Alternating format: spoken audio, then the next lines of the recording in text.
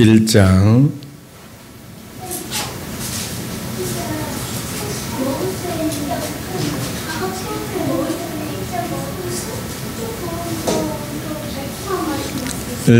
1절 말씀부터 9절 말씀까지 보겠습니다. 영상을 통해서 말씀을 읽겠습니다. 하나님의 종이요 예수 그리스도의 사도인 나 바울이 사도된 것은 하나님이 택하신 자들의 믿음과 경건함에 속한 진리의 지식과 영생의 소망을 위함이라.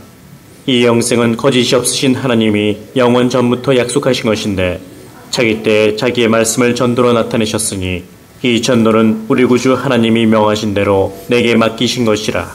같은 믿음을 따라 나의 참아들 된 디도에게 편지하노니 하나님 아버지와 그리스도 예수 우리 구주로부터 은혜와 평강이 내게 있을지어다. 내가 너를 그레데에 남겨둔 이유는 남은 일을 정리하고 내가 명한 대로 각 성의 장로들을 세우게 하려 함이니 책망할 것이 없고 한 아내의 남편이며 방탕하다는 비난을 받거나 불순종하는 일이 없는 믿는 자녀를 둔 자라야 할지라. 감독은 하나님의 청지기로서 책망할 것이 없고 제 고집대로 하지 아니하며 급히 분내지 아니하며 술을 즐기지 아니하며 구타하지 아니하며 더러운 이득을 탐하지 아니하며 오직 나그네를 대접하며 선행을 좋아하며 신중하며 의로우며 거룩하며 절제하며 미쁜 말씀의 가르침을 그대로 지켜야 하리니 이는 능히 바른 교훈으로 권면하고 거슬러 말하는 자들을 책망하게 하려함이라. 네, 1절부터 9절 말씀만 보았습니다. 오늘은 디도서의 목회 서신의 마지막으로 이야기하는데 이 디도서는 고린도가 아니라 디모데 후서보다도 조금 더 가운데 디모데 전후서 중간에 기록한 책이라 이렇게 이야기할 수가 있습니다. 바울 서신이 이제 얼마 안 남았습니다. 다음 주 빌레몬서로 끝으로 13권의 말씀을 이제 마무리하게 됩니다. 디도서는 사도 바울이 개척한 지 얼마 안 돼요. 그레덴이라는 섬, 신생교회의 리더인 디도에게 보낸 목회 서신 중에 하나입니다. 여기 보면은 바울 사도가 아들이라는 표현을 썼습니다. 아들이라는 표현은 두 사람한테 썼는데 하나는 디모데에게 또 하나는 디도에게 썼다 이렇게 아시면 되겠습니다. 글레데라는 일반 발음으로는 글레데라고 알려져 있습니다. 그리스의 13주 가운데 하나라. 그리스에서 가장 큰 지중해에 위치한 아름다운 섬으로 알려져 있습니다. 디도는 이방인이었다가 그리스도인이 된 지가 얼마 안 된 시기였습니다. 그는 갈라디아에서 사도 바울을 헬라인 디도를 억지로 할례받지 않게 했다는 기록을 통해서 알 수가 있습니다. 갈라디아서 2장 1절부터 10절 말씀에 나와 있습니다. 우리가 볼 때 그리스 하면은 기독교 국가로 이야기를 합니다. 근데 반대로 터키 하면 뭡니까? 이슬람 국가입니다. 이슬람. 바울 사도가 복음을 전할 때 에베소를 중심으로 7 교회를 세웠는데 그게 어디입니까? 터키입니다. 터키. 그래서 에베소에서 한 상을 보고 어디로 갔으면 마게도냐로 건너갔습니다. 마게도냐에서 빌립보로 해서 쭉 고린도로 이렇게 내려갔는데 그쪽은 전부 다 뭐예요? 그 기독교 국가예요. 근데 반대로 에베소를 중심으로 7 교회가 있는 터키는 이슬람 국가예요. 이슬람이 한 90%를 차지합니다. 지금도 참 안타까운 일이 아닐 수가 없어요. 그리고 터키는 우리가 선교 이제 여행도 많이 가고 그러는데 바울 사도의 흔적들이 많이 있습니다. 그럼 나중에는 그 터키는 누가 했습니까? 이 요한 사도가 7 교회에게 편지도 하고 여러 가지 일들을 많이 한 분이 바로 요한 사도입니다. 에베소에서 있는 편지 요한계시록을 쓸 때도 밤매서면서 쓸 때도 요한계시록이 있는 에베소에 있는 성도들을 위해서 기록한 책이 바로 뭐예요? 요한계시록입니다. 그렇게 두 나라가 바울 사도가 전도했던 나라들인데 참 안타깝게도 터키는 이슬람 국가가 됐고 그리스 이쪽 빌립보 고린도 지역은 그래도 뭐가 돼? 기독교 국가라. 그러면 이제 디도서의 말씀 요약을 보면 디도서는 사도 바울이 개척한 지 얼마 안 돼서 그레데라는 신생교회 리더인 디도에게 목회 서신을 보낸 책이 바로 디도서다. 그레데라는 일반 발음이 클레타라고 알려져 있는데 그리스도의 몇 번째 13 우리도 이제 광역시가 우리나라도 광역시가 있고 도가 있잖아요. 그런 것처럼 그리스도 마찬가지로 13개의 주가 있었다는 것입니다. 디도의 성품과 성격에 관해서는 고린도 후서를 통해서 짐작해 볼 수가 있는데요. 고린도 후서 2장 8절에는 디도는 사도 바울의 고린도 교회를 호되게 꾸짖는 내용이 담긴 내용이 있습니다. 그것은 눈물로 쓴 편지라 이렇게 이야기도 합니다. 고린도 후서 2장 4절에 이야기하고 있죠. 교회를 전달한 제자로 소개되고 있습니다. 사도 바울의 제자로 소개되고 있다는 것입니다. 그는 바울과 교회 사이에 발생한 심각한 분쟁과 조종자 역할을 감당했던 사람입니다. 편지 내용이 얼마나 통렬했는데 고린도 후서 2장부터 7장 내용이 나타나는 거 보면 사도 바울이 마음 상태를 통해 짐작해 볼 수 있습니다. 바울은 불안하고 안절부절 못한 상태에서 고린도 성도들의 소식을 기다리고 있었습니다. 마침내 고린도 후서 7장 7절에는 표현에 따르면 디도가 기쁜 소식을 바울에게 가지고 왔다 이렇게 이야기하고 있습니다. 그는 안심을 했다 이렇게 표현하고 있습니다. 중요한 것은 그런 성경의 편지를 전달하기 위해서 고린도 교회를 향하여 향하였던 사람을 디도였다는 사실을 성경은 기록하고 있습니다.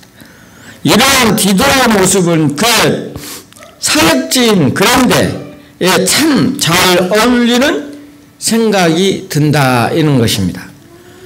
디도서 1장 12절 말씀을 보면 그런데 인들은 항상 거짓말쟁이며 항상 악한 짐승을 배반하는 게으름장이었다.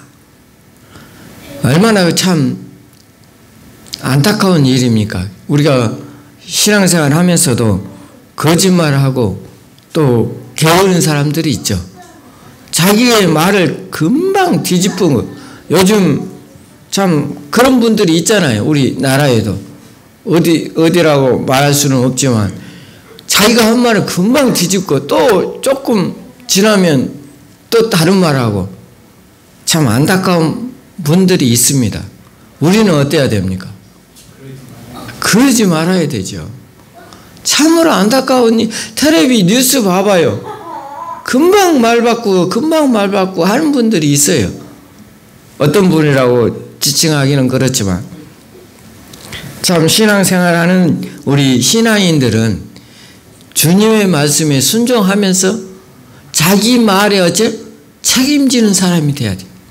자기 말에 책임, 이게 바로 신앙인의 삶이라는 것입니다. 우리의 삶 속에서도 내 생활 속에서 거짓말을 하고 또 악한 짐승과 같은 그러한 삶을 살아서는 안 되겠죠. 그리고 부지런해야 된다는 것이요. 부지런하게. 부정적인 말은 안 하고 부정적인 행동은 하지 않아야 된다는 것입니다.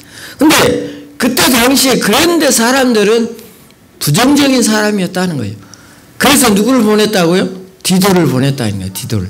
그래서 이 디도에게 하나님의 말씀을 잘 영적으로 이 천박한 사람들을 잘 지도하라고 당부한 말씀입니다. 그런데는 사람들은 로마 제국의 정복 후에도 로마 정부에 항거하면서 자주 밀란을 일으키는 곳이기도 했다고 합니다. 항상 불안하고 무질서하며 어수선했던 그 도시가 그런데 사람들이었습니다. 디도에게 강하고 담대한 성격을 소유자가 어울렸다는 것입니다. 디모데는 좀 연약한 사람이었나 봐요. 성경에 보면 연약하게 나왔어요. 근데 디도는 아주 강하고 담대한 사람이었어요. 그러니까 이 지역이 아주 악한 사람이었지만 강한 소유자였던 디도를 보냈다. 디도는 이 두려움을 모르는 사람이었어요.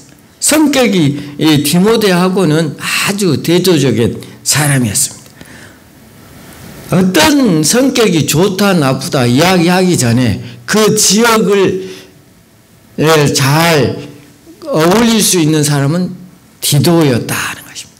디도처럼 강한 사람이 그 지역을 교회를 운영하기에 좋았다는 것입니다. 그때 당시에 이렇게 쉽지 않은 곳에 세워진 교회였기 때문에 이를 제대로 세우는 것이 오늘 본문 말씀에도 보면 중요하다고 이야기합니다. 리더의 자격은 디모데서에 나온 내용과 매우 유사합니다. 디모데에서 사역하고 있는 에베소나 디도에게 사역하고 있는 그란데 교회를 위협하고 있는 세력들이 어디 하나 있기 때문입니다. 기본적으로 교리적 자질을 갖춘 리더들을 세워야 된다는 것입니다. 우리 교회도 리더들을 잘 세워야 된다는 것입니다. 오늘날 리더들은 누구입니까? 목사, 장로, 권사, 집사들입니다. 이분들이 교회 내에서 충성되게 일을 해야 된다는 것입니다. 교회 내만 아니라 사회에 나가서 또한 세상에서도 마찬가지입니다. 저분이 목사인데 저분이 장로인데 하면서 내 생활은 내 마음대로 내 뜻대로 산다면 하나님의 영광이 나타나겠습니까? 그건 아니잖아요. 하나님의 영광을 위해서 내 중심이 아닌 누구의 중심? 예수 그리스도의 중심, 하나님의 중심, 이 중심으로 살아가야 된다는 것입니다. 그러나 때때로 내 마음대로 내 식대로 살아갈 때도 있어요. 그러면 어찌해야 됩니까? 주님 앞에 와서 기도하고 회개하고 나의 잘못을 고백할 줄 아는 사람이 돼요. 우리가 특히 이제 성경에 나오는 가룟 유다를 이야기를 합니다. 가룟 유다는 예수님을 파는 자였잖아요. 예수님을 팔아갖고 끝에까지 용서함을 받지 못한 사람이었어요. 그래서 왜 그랬을까요? 회개하지 않았기 때문에. 반대로 베드로도 마찬가지로 죄를 지었잖아요. 예수님이 십자가에 돌아가기 전에 닭이 울기 전에 3번 부인할 것이다 이야기를 했는데 베드로는 끝까지 나는 배신하지 않을 것이다 라고 이야기했지만 배신을 했잖아요. 참으로 어처구니 없는 일이 일어났죠. 그런데 그가 닭이 우는 소리를 듣고 어쨌어요? 통곡을 하고 회개를 했어요. 주님 앞에 회개한 사실을 여러분 성경을 통해서 알고 있잖아요. 우리도 마찬가지입니다. 우리도 죄를 지을 수 있습니다. 지을 수밖에 없는 인간입니다. 연약합니다. 그러나 우리의 죄를 주님 앞에 와서 회개할 줄 아는 사람이 돼야 돼. 통곡하는 사람이 돼야 된다. 바울도 마찬가지였습니다. 예수 믿는 사람을 감옥에 가두고 스데반 집사는 돌로 쳐 죽일 때 그 옆에 있던 사람이었습니다. 다메섹이라는 동네로 많은 예수 믿는 사람들 잡아다가 감옥에 가두려고 가던 중에 예수를 만나서 주님을 만나서 3일 동안 눈을 못 보고 아나니아를 통해서 하나님 앞에 나온 자였습니다. 그래서 바나바를 통해서 안디옥 교회에서 같이 복음 사역을 하고 세계 전도 여행을 했던 사람이 바로 누굽니까? 바울이었습니다. 우리의 삶 속에서도 누구처럼? 그분들처럼 회개할 줄 아는 사람이 돼야 돼요. 주님 앞에 통회할 줄 아는 사람이 돼야 돼요. 주님 앞에 회개하지 않는 자는 어떤 자입니까? 참으로 안타까운 일이 아닐 수 없습니다. 예수를 빈자에서 돈을 버는 사람, 이득을 취한 사람도 있습니다. 우리가 말하는 예수 팔아 돈 장사하는 사람, 권력 장사하는 사람 있다는 것입니다. 우리는 절대 그래서는 안 됩니다. 주님 앞에 온전히. 이런 사람은 어떤 사람이에요? 예수님께서 돈 바구니를 흩어버리고 모든 것을 흩어버렸잖아요. 교회 안에서 장사하는 사람들이 있었다는 거예요. 그때 당시에. 그래서 예수님이 어째 돈바구니를 흩어버리고 다 했습니다. 우리는 주님 앞에 온전히 하나님 앞에 진정한 하나님의 자녀로 살아야 된다는 것입니다. 그리고 우리는 어떤 자입니까? 하나님의 자녀입니다. 영접하는 자, 곧 그를 믿는 자는 하나님의 자녀된 권세를 주신다고 그랬습니다. 자녀는 무엇을 받을 수가 있습니까? 상속을 받을 수가 있습니다. 상속자는 뭡니까? 아버지의 재산을 다 물려받을 수 있는 게 뭐예요? 상속자입니다. 우리는 하나님의 자녀입니다. 하나님의 상속을 받을 수가 있습니다. 그 상속이 뭡니까? 천국의 상속을 받을 수가 있다는 사실입니다. 디도에게 하나님의 말씀을 가르칠 때 이 상속자를 사도 바울은 이야기해 주고 있습니다. 그 상속에 대해서 자세히 이야기해 주고 있는 것이 디도서라는 것입니다. 리더의 자격은 디모데 전서에 나온 내용과 매우 유사한 점이 많이 있습니다.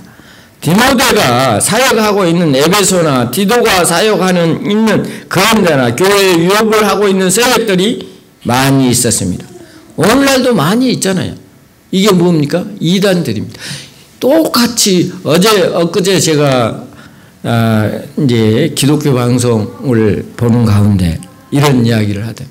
지금 이단들이 세계 방방곡곡에서 설치고 있는데 우리나라 사람들이 선교라 하고 나가서 이단들이 설친다는 거예요. 그리고 또 무슨 말을 하냐? K이라는 것이 한국이라는 건데 지금 한국 위상이 많이 올라갔다는 거예요. 그 바람 타고 전도한다는 거예요. 누가? 이단들이 그렇게 한다는 거예요. 그래서 심각한 문제로 토론을 하는 것을 제가 보았습니다. 참으로 이단은 지금이나 옛날이나 그때 당시에나 참으로 어려운 시기에 맞이하고 있습니다. 오늘날도 이단들이 설치고 있는 것을 알 수가 있습니다. 그러나 우리는 예수 그리스도 안에서 주님 안에서 삶을 사시기를 바랍니다. 내가 잘못하면 어찌해야 된다고요? 주님 앞에 회개하고 또 통곡해야 된다는 것입니다. 자기의 잘못을 하나님 앞에 고백할 줄 아는 우리 대림 새생명교회 모든 성도들이 되시기를 바랍니다. 이 디도에게도 그러한 교회 리더들을 되게 만들라고 이야기 주었던 것입니다. 사역적 배경과 그곳 사람들의 기질을 염두에 두고 볼 때 누구나 그때 당시 어쨌다고요? 헐뜯거나 싸움질하지 말고 온전히 온전한 사람이 되어서 모든 사람에게 유익이 되는 그러한 것을 가르치라는 것입니다. 많은 사람들이 유익이 되는 사람들이 되라. 이것을 지도자에게 또 지도급에 있는 사람들에게 가르치라. 이런 맥락에서 사도 바울은 성도들에게 바른 교훈을 왜 필요하고 높은 수준의 도덕적 사회적 행동을 왜 필요한지를 역설하고 있습니다. 한마디로 모든 그리스도인들은 자신에 속한 지역에 선한 영향력을 끼쳐야 된다는 것입니다. 그것을 변화시키는 역할을 감당해야 한다는 것을 바울 사도는 이야기해 주고 있습니다. 이 서신을 쓴 목적이 바로 그것이었습니다. 그것을 우리가 해야 한다는 것입니다. 바울은 서신을 통해서 아테마나 두기고가 그런 데에 도착했을 것이라 이야기하고 있습니다. 그들에게 이곳 교회를 맡기고 자신을 만나고 오라 이런 편지까지 썼습니다. 우리에게 디도는 사도 바울의 직면했던 어려운 문제들의 해결사로 여러 군데 교회를 세우는 강한 리더의 모습으로 다가옵니다. 역사가 알렸던 유세비우스는 디도가 그런 데에 첫 번째 교주가 되어 사역했다고 이야기하고도 있습니다. 첫 번째 목회자였다 하는 것을 이야기해 주고 있습니다. 디도는 또 한 사람의 자랑스러운 믿음의 선배였다는 것입니다. 우리가 무슨 일을 할 때 또 신앙의 선배들을 우리가 생각해 볼 수가 있습니다. 그럼 우리 삶 속에서 존경하는 사람들 나도 어째 닮아가기를 원하잖아요. 성경의 인물들 중에 내 삶을 닮아가는 우리 대림 새생명교회 모든 성도들이 되시기를 바랍니다. 디도처럼 우리가 훌륭한 사도 바울의 그 스승의 말을 잘 따라 것처럼 우리도 예수님의 말씀을 잘 따르고 신앙의 선배들을 잘 따르는 우리 대림 새생명교회 모든 성도들이 되시기를 바랍니다. 다 같이 기도하겠습니다. 하나님 아버지, 오늘 디도서를 잠깐 생각해 보았습니다. 바울이 디도에게 아들이라고까지 이야기할 수 있는 제자였습니다. 하나님, 오늘도 바울 선생님처럼 디도처럼 훌륭한 하나님의 귀한 자녀들이 되게 하여 주시옵소서. 우리의 잘못을 늘 주님 앞에 회개할 수 있는 믿음을 허락하여 주시옵소서. 예수님의 이름으로 기도하옵나이다. 아멘.